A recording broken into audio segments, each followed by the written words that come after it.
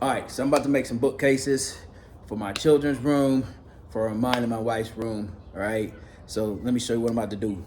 Got pencil, glove, of course, safety glasses.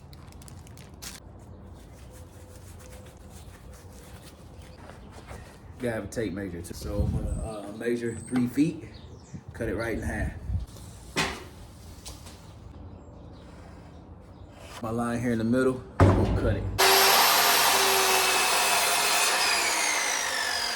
So now we're gonna sand this stuff down. All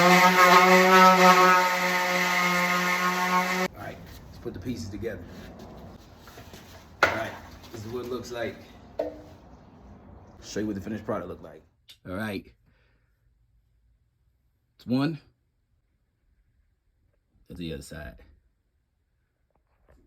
So obviously I gotta finish it. I'm not done.